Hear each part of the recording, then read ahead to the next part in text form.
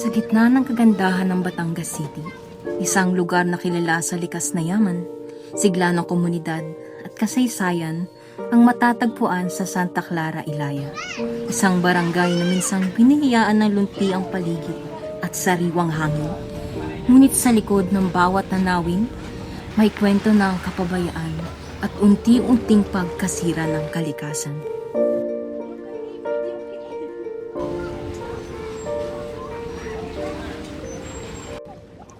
Narito po kami sa Barangay Santa Clara, Ilaya, Batangas City upang alamin ang mga kalagayan ng mga naninirahan dito at alamin ang kanilang mga problema na kinakaharap dito sa kanilang komunidad. Ano pong full name niyo po? Nasa taong na po niya po. Tapos, ilan taon na po kayo ngayon? 19, ako 53. Naitanong ko lang po, kamusta po ang pamumuhay niyo dito? Ayos naman.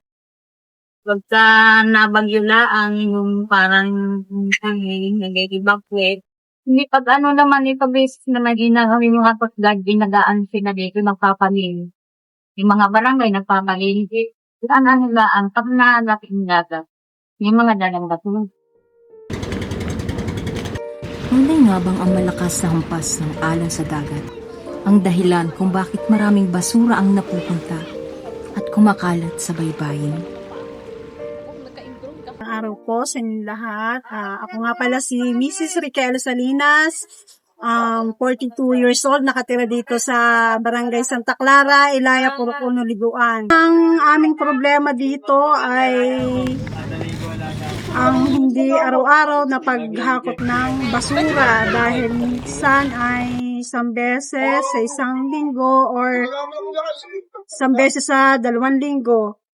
Mas maganda sana kahit 2 times a week ang aming basura dito. At ang aming gusto dito, ang apektado talaga ay sa tubig. Dahil, syempre, mas mahal pa aming binabayad pag kami nagpapagid yung 40 pesos, isang balagwit.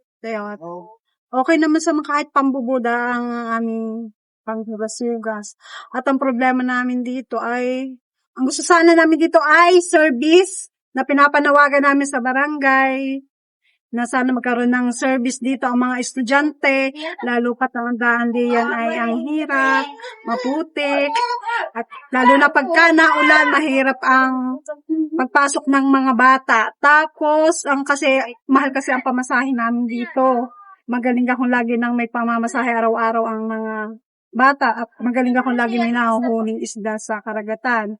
Kaya yun lang, sana ang hinailang dito ay magkaroon ng service sa mga bata. Ako po si Jomar Empulia, nakatira po sa Santa Clara, Batangas City. Estudyante po ng BS Gladcom sa Batangas State University. Sana po masolusyonan ang problema kinakaharap po dito sa aming barangay. Hiningi po kami ng tulong, hindi man po agaran, may kompletong pagpaplano. Sa bawat basurang itinapon, may kwento na pagkukulang. Ngunit sa bawat kamay na kumikilos, may pag-asang muling nabubuhay ang kalikasan. Ang Santa Clara, Ilaya ay hindi lamang larawan ng problema. Ito ay paalala ng pagbabago na nagsisimula sa atin, sa simpleng disiplina, sa malasakit at sa pagkakaisa, muling mabubuo ang ganda ng ating tahanan.